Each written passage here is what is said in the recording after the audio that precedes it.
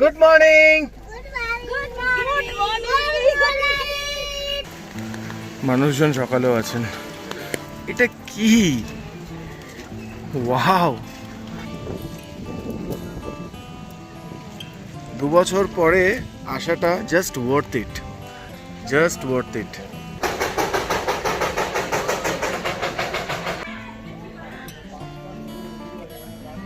বা আপনাদের যদি এরকম ড্রিমি ওয়েদার, এরকম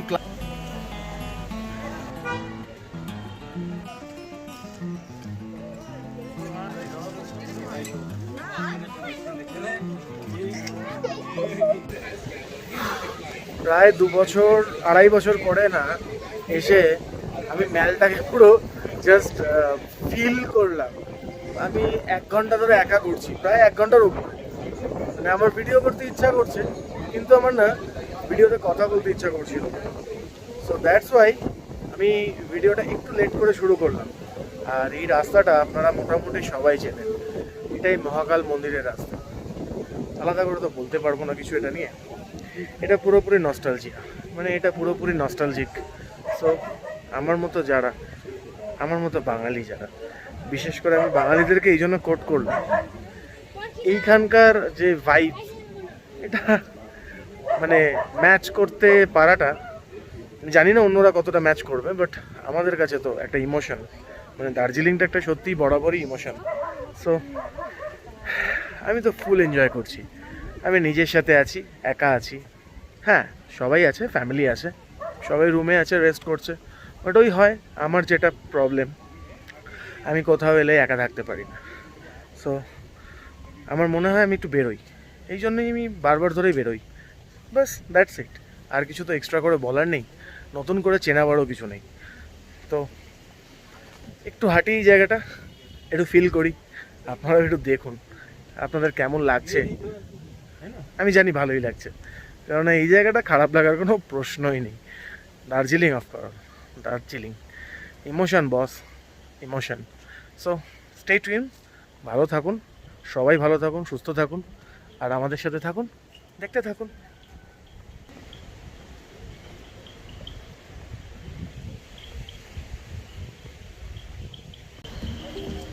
আমাদের সকলের জীবনে এরকম মায়াবী বিকেল খুব কমই আসে, আর সেটা যদি হয় দার্জিলিং, বলার আলাদা করে কিছু থাকে না। আর উপরি পাওনা হচ্ছে সামনের দৃশ্য। হ্যাঁ ঠিক, এটা ঠিক, সেদিনকে আমি কাঞ্চনজঙ্ঘা দেখতে পাইনি, কিন্তু কাঞ্চনজঙ্ঘা দেখাই কি সব? দার্জিলিংটা আমার কাছে শুধু কাঞ্চনজঙ্ঘা নয়, এই অবজারভেটরি হিলের রাস্তাটা জাস্ট অসাধারণ। ক্যাফে হাউস দার্জিলিংটা না আমি এবার প্ল্যান করে এসেছি, মানে আমার বাকেট লিস্টে আছে। সো যদি আমি সময় পাই তাহলে অবশ্যই আমি ক্যাফে হাউস দার্জিলিংয়ে যাব। ক্যাফেটা হচ্ছে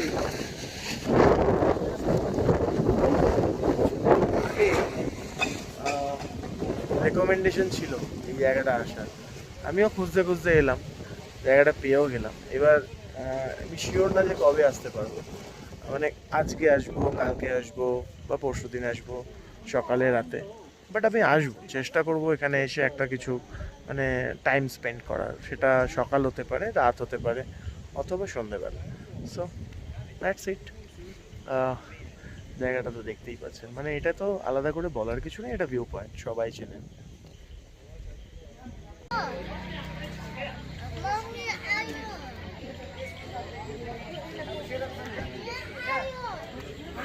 আগে যে মহাকাল মার্কেট ছিল না, আর যতটা ম্যাল রোডের ওপরে দোকানপত্র ছিল, সব স্টল কিন্তু এখন চলে এসছে।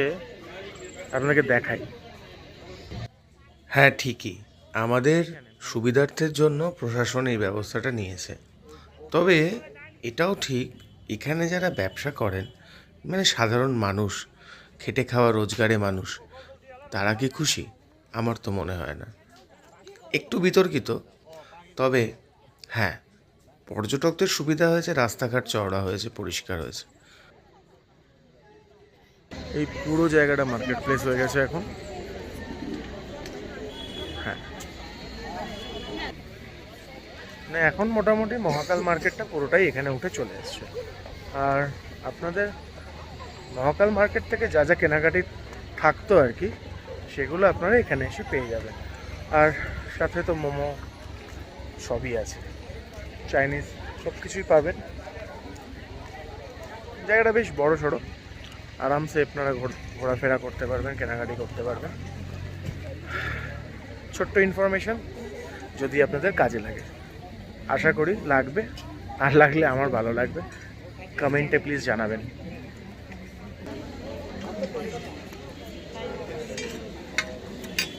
अनि तपाईँको चिकन मोमो यहाँ चाहिँ के गर्दैछ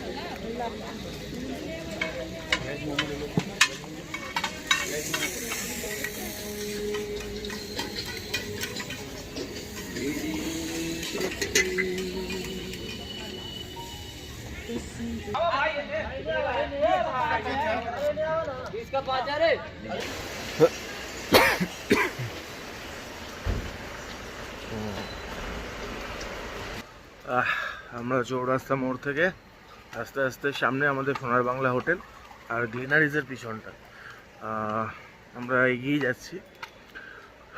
আমরা মানে আমিই যাচ্ছি, আর তো এখন এখানে কেউ নেই।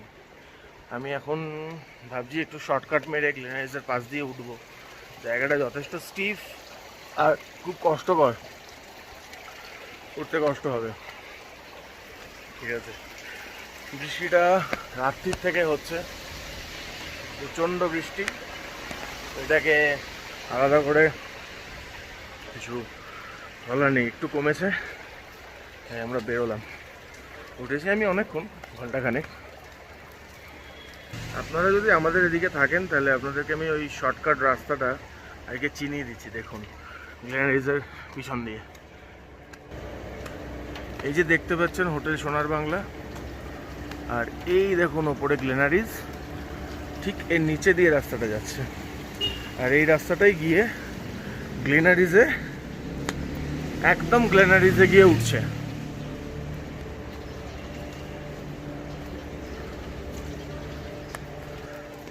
রাস্তাটা কিন্তু খুব স্টিফ, ঠিক আছে। আমি এক হাতে ছাতা, এক হাতে মোবাইল, যদিও বা বৃষ্টিটা কম পড়ছে ওই জন্য অসুবিধা হচ্ছে না। বৃষ্টি বেশি পড়লে ভিডিও করা পসিবল নয়।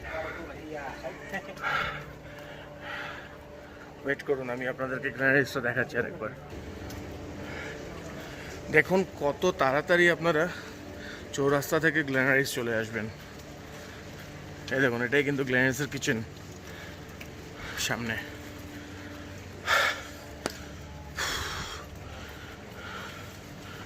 মানে চৌরাস্তা থেকে মল রোড যদি পায়ের অবস্থা ভালো থাকে তাহলে কয়েক সেকেন্ড জাস্ট।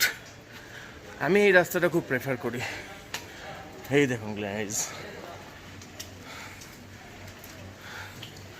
আপনাদের সকলের ফেভারিট জায়গা। এখন আমরা ঢুকছি না, পরে আসবো। কালকে এসেছিলাম গ্লিনারিজে, আজকে এখন আর ঢুকছি না, হয়তো বিকেলের দিকে আসবো। আপনাদেরকে একবার ম্যাল রোডটা দেখিয়ে দিই, কতটা ফাঁকা। দেখুন, বৃষ্টি পড়ছে, এখনও দোকানপাট সেরকম খোলেনি, একদম ফাঁকা।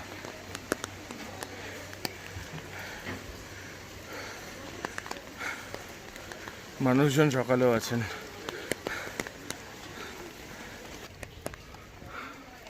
বৃষ্টিটা আবার একটু জোরে পড়ছে। এখানে এটা হতেই থাকে, মেঘের ওপর ডিপেন্ডেন্ট বৃষ্টি। যেরমভাবে বৃষ্টি পড়ে, মেঘ আসে, আবার হয়, আবার মেঘ চলে যায়, আবার বৃষ্টি কমে যায়, এরমভাবেই চলে। তবে ওয়েদার ফোরকাস্ট আজকে যা বলছে বা আগামী দিনেও যা বলছে, তাতে খুব একটা ওয়েদার ক্লিয়ার হওয়ার চান্সেস নেই। কালকের বিকেলটা আমি খুব ভালো পেয়েছিলাম, বৃষ্টি ছাড়া ঘুরেছিলাম। বাট আজকে আমাদের আজকে সাইট সিন আছে, 10টার সময় বেরোবো। তার আগে ভাবলাম একটু ম্যালটা মেরে যাই। একটু দেখুন ম্যালটা মেঘের মধ্যে কি অসাধারণ লাগছে। আস্তে আস্তে দার্জিলিংয়ের গ্লিনারিজ আর দাস স্টুডিওকে পাশ ফেলে কাটিয়ে চললাম দার্জিলিং ম্যালের দিকে।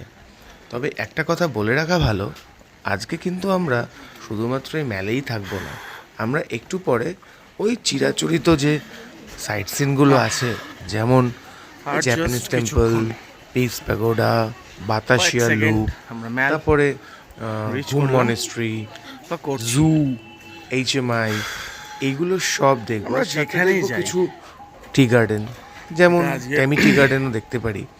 তো সকালের এখনো first সব কিছু look। ঠিক না। দেখুন, কথা বলতে বলতে পুরো আপনাদের মেঘ। সাথে আমরা চলে এলাম বৃষ্টি। দার্জিলিংয়ের একমাত্র নস্টালজিয়া, মানে যা খুশি বলতে পারেন, হার্টফেল্ট দার্জিলিং ম্যাল। হতে পারে দার্জিলিং ম্যাল আয়তনে ছোট, কিন্তু এই ম্যাল বাঙালি বা আপামর পর্যটকের কাছে এটা একটা ইমোশন। এটা কি? এটা কি? এটা কি? ওয়াও, পুরো মেঘ। ওয়াও, আমি ছাতা রাখতে চাইছি না, কিন্তু বৃষ্টি পড়ছে। এটা কি ম্যাল? এটা ছোটবেলায় নিয়ে চলে গেল। চারিদিকে কুয়াশা, চারিদিকে মেঘ ঘিরে ধরেছে আমাদেরকে। একবার দেখুন, আমি একটু ছাতাটা সরাচ্ছি।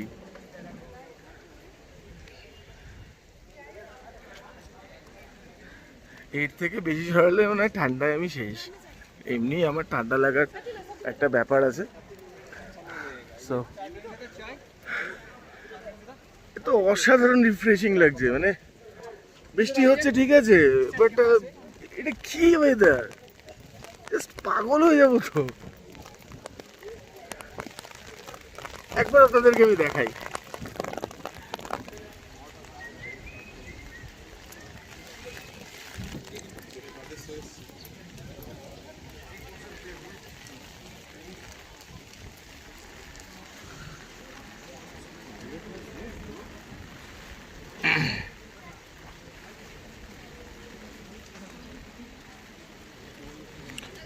আপনারা মোটামুটি সবাই চেনেন, ইনি নেপালি কবি ভানুভক্ত। আর ইনি না প্রথম রামায়ণ নেপালি ভাষায় অনুবাদ করেছিলেন, হ্যাঁ লিখেছিলেন। আর ম্যালের পিছনে উইন্ডমিয়ার হোটেলটা দেখছেন, দেখা যাচ্ছে কি? হ্যাঁ, হালকা হালকা আশা করছি। এটা কি ম্যাল? এটা কি? এই কোথায় যাচ্ছিস? আবার পালিয়েছে উল্টো দিকে। এটা কি ম্যাল? হতে পারে দার্জিলিং ম্যাল ছোট, আমি মানছি, কিন্তু এটা নস্টালজিক, এটা অসাধারণ, এটা অবিস্মরণীয়। Feeling like haven. 2 বছর পরে আসাটা জাস্ট ওয়ার্থ ইট। অসাধারণ লাগছে। দেখুন, আবার হালকা মেঘটা কেটে গেল। দেখুন, মেঘ কেটে যাচ্ছে, উড়ে উড়ে চলে যাচ্ছে আমাদের গায়ের উপর দিয়ে। জাস্ট অসম।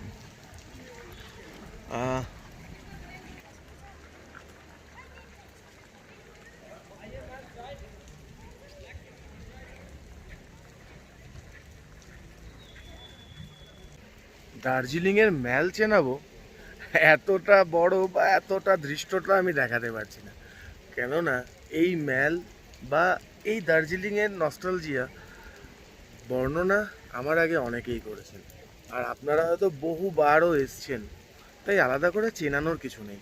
তবে একটা জিনিস বলতে পারি, আজকে জুলাই মাস, আর জুলাই মাসের আজকে যতদূর সম্ভব আমার মনে পড়ছে 14-15 তারিখ হবে। আমি না ডেটও ভুলে গেছি, মানে এটা গর্বের সাথেই বলছি, ডেটটা ভুলে গেছি। আমি ডেট মনে রাখতেও চাই না, কারণ আমি ঘুরতে এসেছি। সো আমি চাই আপনারাও এরমভাবেই ডেট ভুলে যান, কারণ এত ডেট, এত টাইম নিয়ে আমরা মাথায় ভরে রাখি কাজের জন্য, অন্য প্রেশারের জন্য। সো আমার মনে হয় ঘুরতে এসে এটা ভুলে যাওয়াটাই ভালো। তাই আমি যেটা বলছিলাম, মানে এই দার্জিলিংয়ের এই রূপরস গন্ধটা বর্ষাকালে যা অসাধারণ লাগে বা আমার লাগছে, আমি সেটাই তুলে ধরছি। আমি আলাদা করে কোনো বর্ণনা দেব না, আমি জাস্ট আপনাদেরকে একবার ঘুরিয়ে দেখাতে চাই আমার পিছনটা। আমি ছাতাটা সরাচ্ছি, আমি জানি আমার ঠান্ডা লাগতে পারে, তাও আপনাদের জন্য একটু হেল্প করি নিজেকে, যাতে আপনাদের সাথে যাতে আমিও না এটা ফিল করতে পারি। দেখুন, দেখতে পাচ্ছেন কি অসাধারণ, পুরোটা মেঘ, জাস্ট পুরোটা মেঘ, হালকা হালকা বৃষ্টি। এই সাইডটা আমি একটু দেখাচ্ছি, এই সাইডটা দেখাচ্ছি। তাহলে দেখা হচ্ছে আগামী পর্বে। আশা করব আপনারা সবাই আমার সাথে থাকবেন আর আমার জন্য অপেক্ষা করবেন।